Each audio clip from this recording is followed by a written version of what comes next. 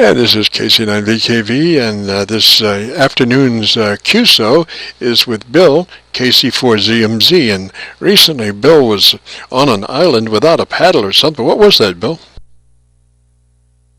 Hi, Jim. Very good. Yeah, actually, we did have a paddle, fortunately, as a backup in case we needed it. But yeah, it was a small group of four of us from the Amateur Radio Transmitting Society Arts Club in Louisville here. And we were actually participating in the U.S. Islands Awards Program, which is a program that covers island chasing, which has become pretty popular on the ham bands, but the islands that are within the 50 United States, and I guess the U.S. territories are included as well. Okay, so this was all across the U.S.? Right. The islands can be in lakes, rivers, along the coastal shoreline, freshwater, saltwater, doesn't matter. But it essentially is not affiliated with the Islands on the Air program. This is a U.S. Islands program, and it really has been formed to enhance island chasing on the amateur radio bands here within the U.S. itself and the 50 states of the U.S. So this would be something like not DXing necessarily, but CQing out of the way islands and stuff like that?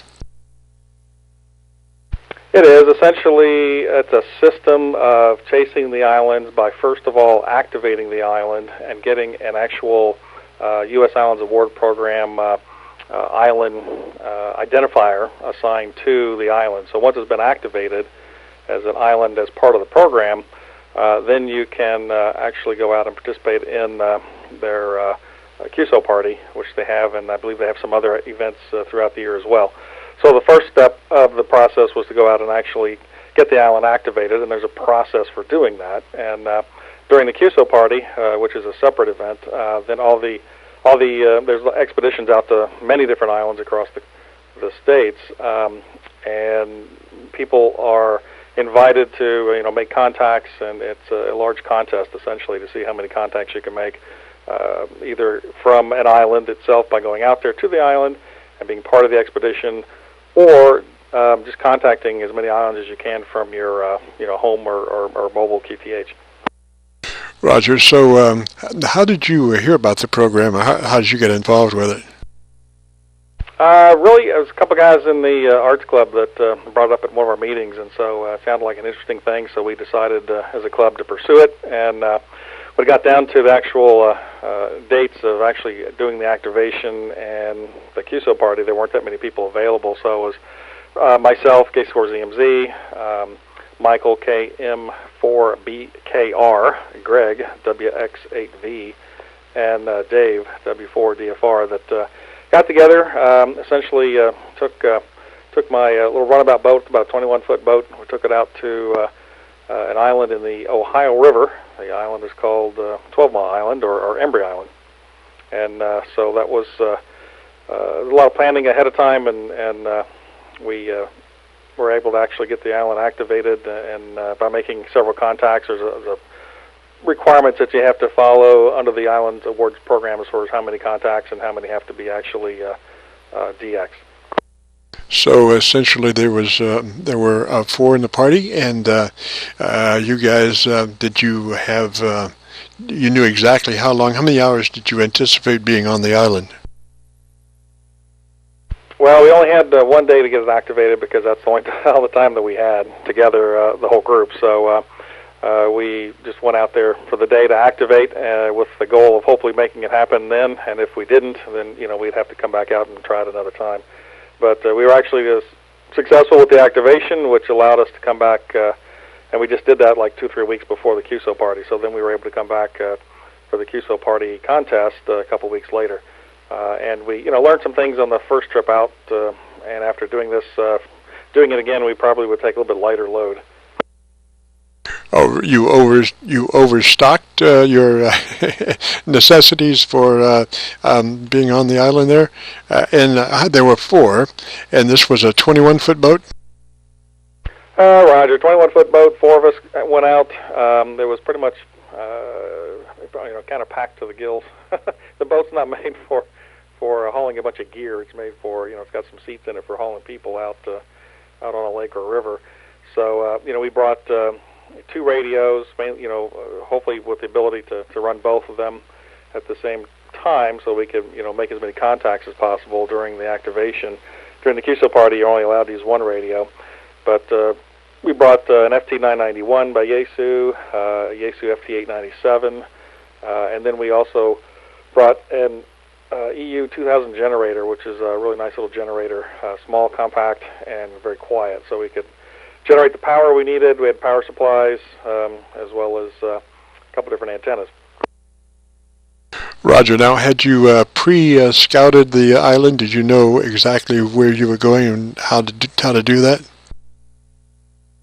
KC4ZMZ. I had been out there once before, actually a couple times before, but not with a radio or anything like that. It was just scouting it out. It's an uninhabited island in the middle of the Ohio River, just north of Louisville, Kentucky, on the it's right on the Oldham County, Jefferson County line. So it's not real big, but it's big enough to certainly. Oh gosh, you could get several thousand people on the island, but it was it's uninhabited, but there is a set of steps that have been installed there because some boaters go out there and have picnics and things like that from time to time. But no power on the island other than what we brought, and also brought table, chairs, grill for food, coolers, all the necessities of having a successful expedition. Roger. Now, this was like a 6-foot fold-up table, I guess, or something like that. And then you had your generator, which you stashed somewhere off premises so it didn't cause too much noise. Does that sound about right? Yeah, Roger. We ran the generator about 100 foot away with a 100-foot extension cord. So, between the 4 of us, as well as all the gear, the boat was pretty well packed. We put up a long wire antenna. It was up about maybe 15, 20 feet on one end, and the other end, it's an end-fed antenna. It was about 50 to 60 feet in the air over a tree. So that was our primary antenna. We also brought a buddy pole antenna, but it didn't work out quite as well. So we kind of stuck to the long wire antenna. But it worked very well, a lot better than I had anticipated. Either one of us or any of us had anticipated, because it was Greg's antenna. He'd only used it once, and it worked out pretty well. But it was small enough you can get it up in the tree pretty easy, and light enough to keep it up there. Roger. Now, Bill, of course, is an ace flycaster. He's flycasted my 80-meter dipole antenna twice. And since then, we've put a double rope system on it, a rope down the back of the tree and a rope down the front of the tree, so we should never lose our position again. But did you shoot the line with your flycast? Actually, that was the backup plan. We had, brought the fishing pole and the gear to do that. But Greg also has a slingshot that he uses with a fishing reel attached to it, which is a pretty cool little device. And so we went up over 2 trees with that, and we scouted out next year for actually a much bigger, taller tree. We're going to try to cast over, and that might take the fishing line, because that's I can cast a pretty heavy weight and get up probably over about 120 feet. That's probably about the max that I've been able to cast. Well, I can attest to his ability with the fishing casting reel. My situation was I've got so many antennas around the house that there was only about a 10-degree window for him to make that shot. And then there was a wall that he had to be in front of, which further made him closer to the tree. So the shot was almost, about 80 degrees to make the top of the tree. And the first time he did it with the first shot, and obviously it's tough to recreate perfection and recreate the wonders of his cast. So the second time it took just a little bit longer, but we were successful on the same limb as the other, just exactly perfect. So Bill's got the arm for sure. Now, I wanted to ask you, Bill, when you were setting up, of course, did you have a trusty ground stake that you put down around the table? No, we didn't. Actually, we just left, just fed the antenna with coax right to the radio. We probably next time would bring a short ground rod to make sure that both the generator is grounded and and we have a good radio ground there at the table. So that was one thing that nobody remembered to bring that, but that would probably help us get out a little bit better, maybe kill some of the noise that we were hearing. Roger, better to kill the noise than people. Anyway, and you had one antenna, and how many contacts, let me ask you this, how long were you there, and how many contacts did you make? Let's see, we were there probably from about 11 o'clock, by the time we got set up, about 11 a.m. in the morning to, I think, about 4:30 in the afternoon both days. And on the first day for the activation, we quit shortly after we had the contacts we needed. And then during the contest, I forget the exact number.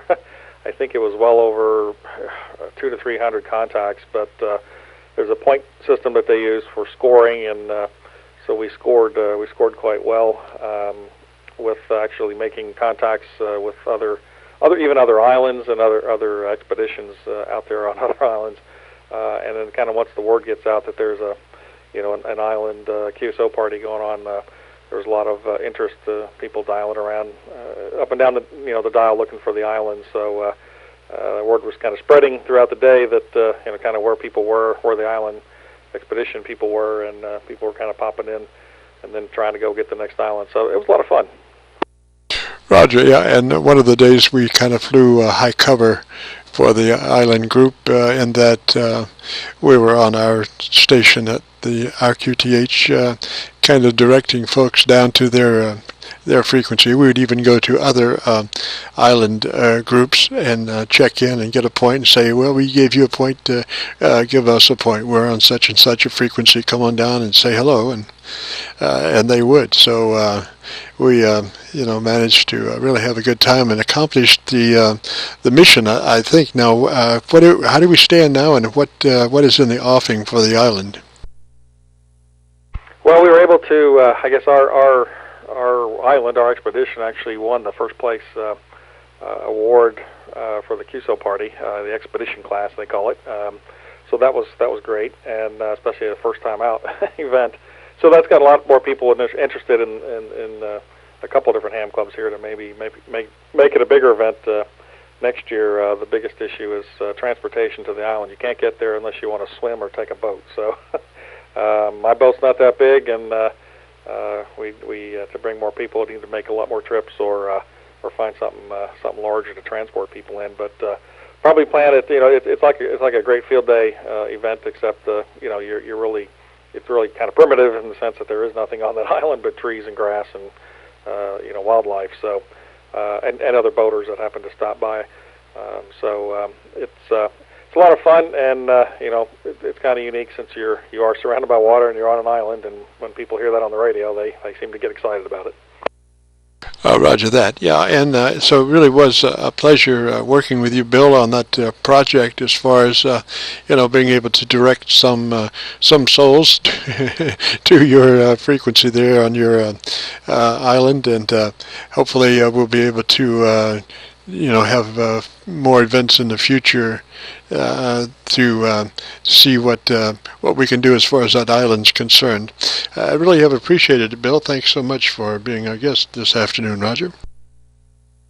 Hey, no problem, Jim. I had a good time talking with you about it, and I'm sure we'll be putting together another expedition out there again this year. So we've got some time to think about it, and it'll be much warmer than it is today out there. KC4ZMZ.